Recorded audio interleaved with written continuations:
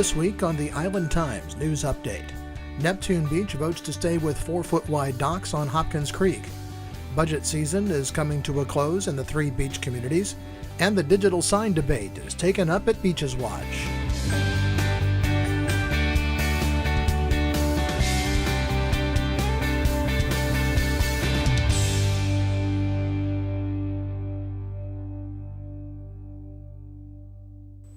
Welcome to the Island Times News Update. I'm Tom Patton. The Neptune Beach City Council voted Monday night to stay with 4-foot-wide docks on Hopkins Creek after the Community Development Board determined that was the appropriate width for the docks. At its August 27th meeting, the CDB considered a proposed change to the portion of the Land Use Code that applies to environmentally sensitive lands. Councilor Scott Wiley proposed changing the allowable width of a dock walkway from 4 feet to 5 feet, as is allowed by the State Department of Environmental Protection. But the CDB voted to recommend to the Council that the ordinance should not be changed, and docks should not be allowed to be more than 4 feet wide, with a terminal platform not to exceed 200 square feet. The vote of the CDB was unanimous. The Hopkins Creek area has not been designated an aquatic preserve, meaning the state DEP allows 5-foot-wide walkways. But during Monday's meeting, Kerry Chin, chair of the CDB, said that local municipalities are allowed to enact stricter regulations than the state. Chin said the board did not make an assumption that the area is an aquatic preserve, but it did hear testimony that it could have been so designated had the land not been privately owned. Mayor Harriet Pruitt made a motion that the council should adopt the recommendation of the CDB. She said that the council should strongly consider the work the panel put into discussing the issue. Commissioner John Jolly said the dock on his property on the Santa Fe River is only 2 feet wide, and there has never been a safety issue, and the same was true of dock walkways that are 3 and 4 feet wide in that area. The council will hold a public hearing before holding a second vote on the dock issue. The Jacksonville Beach City Council held a 7-minute meeting Wednesday night to approve on first reading the city's millage rate and operating budget. The city has set the millage rate at 3.9947, which is a 2.4% decrease from the 2014 budget, but also 2.4% higher than the rollback rate of 3.8994. Property values are up 6.8% in Jacksonville Beach, so the decrease in the millage rate means a decrease in the city's general fund of $178,874. Overall, the budget passed on first read by the Jacksonville Beach Council is $153,947,972. The budget is about 14% less than the current year's. Most of that decrease results from the expected completion of redevelopment projects budgeted in 2014 and decreases in energy costs. Mayor Charlie Latham said after the budget was passed that Jacksonville Beach is in sound financial shape and that he is grateful for the continued exceptional service of the men and women of Jacksonville Beach. The Jacksonville Beach City Council will meet again on Monday, September 8th for final passage of the millage rate and the budget, which goes into effect October 1st. The city of Jacksonville Beach voted to make a slight change in zoning for parks in residential areas at its meeting Monday night.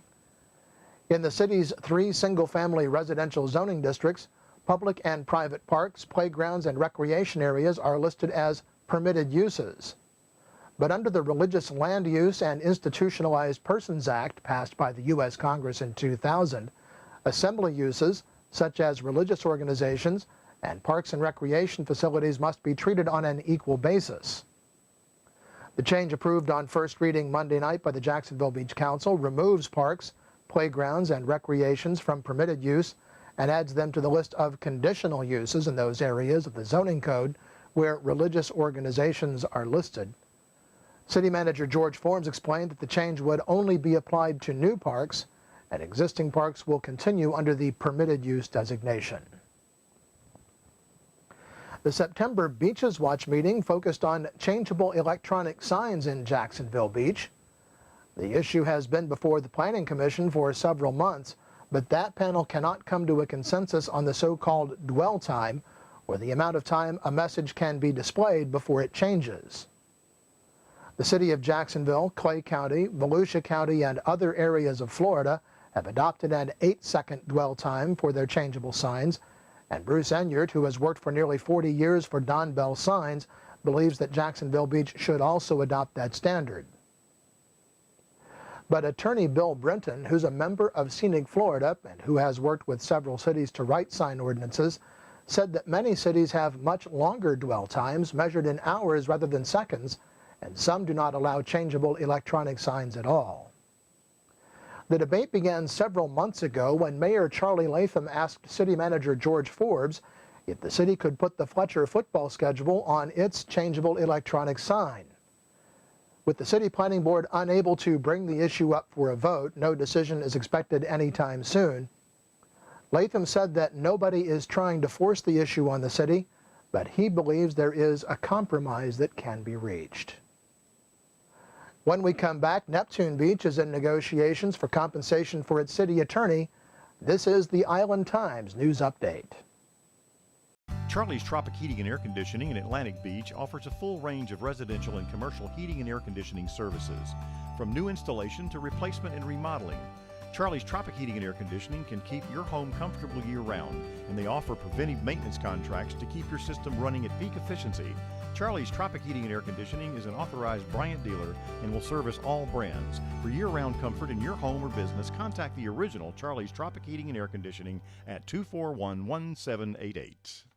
Beaches Academy Child Care Center in Jacksonville Beach has been offering affordable, loving child care to families in the Beaches communities for 35 years. Conveniently located on Penman Road, Beaches Academy offers care for children from infants through preschool, with programs that encourage learning and outdoor play. Our affordable tuition means families can get quality child care at a price that fits their budget. Contact Beaches Academy at 246-3885 and schedule a tour of our center. Beaches Academy, the child always comes first. Welcome back to the Island Times News Update. I'm Tom Patton. Neptune Beach is in negotiations with City Attorney Patrick Krachowski, who's seeking an increase in his monthly retainer from $2,832.50 to $5,000, as well as a boost in his fee for non-retainer services from $150 to $200 an hour. Krachowski proposed significant new duties for himself in return for the increase in pay, including a wholesale assessment of the city's municipal code. During discussion of the increase Monday night, Councilor Richard Arthur said the city should work towards replacing some necessary employees, such as a code enforcement officer, before considering such a significant increase. It was recommended by Councilor Scott Wiley the city attorney be held to the same 3% increase that will be given to the remainder of the city employees in the coming fiscal year. The budget that will be considered in a special meeting on Monday, September 8th, will include $28,000 for additional legal services, as well as $14,000 for a part-time code enforcement officer. Speaking of the budgets, all three beach communities will hold budget votes on Monday, September 8th. In Jacksonville Beach, it'll be the second read and final passage for the millage rate and budget. In both Atlantic Beach and Neptune Beach, the budgets will be considered on first read and public hearings will be held. The Jacksonville Beach Art Walk will be held Tuesday beginning at 5 p.m., running until 9. The event features dozens of local artists and musicians, and businesses stay open late for the event. An exhibit commemorating the 50th anniversary of Hurricane Dora will open at the Beaches Museum and History Park Wednesday. The exhibit will feature a collection of images as well as an exploration of the science of hurricanes and hurricane tracking. There will also be a hurricane simulator, which will allow visitors to experience winds equivalent to the 78 miles per hour of a Category 1 hurricane. And a new exhibit has opened at the First Street Gallery in the Beaches Town Center. Beneath African Skies features the work of Melinda Bradshaw, who has created digital paintings based on photographs taken in Africa. The show continues through October 20th. Well, the National Weather Service says we can expect a good chance of showers and thunderstorms over the weekend, with highs in the mid to upper 80s and overnight lows in the 70s. The Island Times is always digital, always free, at www.theislandtimes.com.